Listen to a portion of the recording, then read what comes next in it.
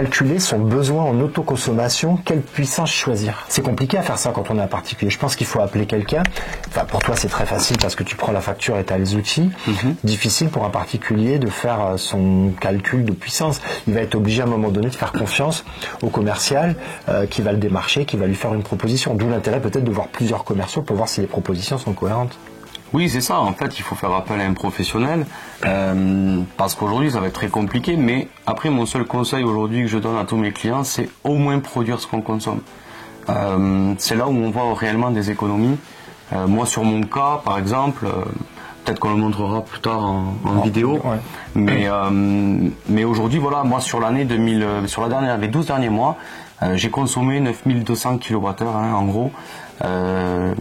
J'en ai produit 9670, donc j'ai produit un peu plus que ce que je consomme. J'ai autoconsommé 38% de ma consommation, de ma production. Ça a représenté 36% de ma consommation totale. C'est-à-dire qu'en fait, aujourd'hui, sur les 9200 kWh consommés, j'en ai payé que 5700. D'accord. Voilà. Et tu en as revendu à peu près autant? 6200. Ouais, d'accord. Donc en gros, entre l'autoconsommation qui m'a fait économiser 700 € sur l'année et la revente qui va me rapporter 780 €, ben, sur ma facture de 2000 €, voilà, il me reste 400 € à payer de ma poche. D'accord. Alors, puisqu'on peut parler d'exemple, moi je peux aussi parler de mon installation, puisque moi c'est une installation qui me coûtait 4000, enfin ma facture d'électricité à l'époque me coûtait 4500 € par an, c'est ça de mémoire, oui, 4500 € par an. Donc du coup j'ai fait l'installation.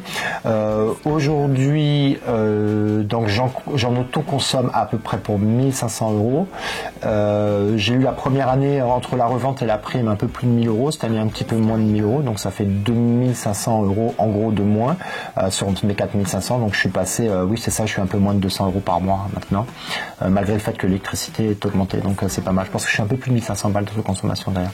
Mais en tout cas, ce qui est sûr, c'est que avec une facture qui serait peut-être passée aujourd'hui à 600 ou 700 € par mois, ça fait flipper un peu. Ah oui. C'est clair. Donc aujourd'hui c'est dans les 200 € par mois. Donc pour un investissement évidemment qui était important pour un 9 kg, mais j'ai aucun regret parce que sinon je pense qu'on aurait coupé le jus à la maison, ce serait la bougie. Non mais c'est dépenser tout cet argent pour de l'électricité, ça fait râler. Mais après, tu avais une grosse consommation aussi, puisque tu étais autour des 25 000 kWh annuels. Oui, c'est beaucoup. Donc c'est beaucoup. Oui, je sais. Ouais. Oui, je sais. Ah non, mais on a chaud l'été, on a froid l'hiver. C'est des chances. Hein.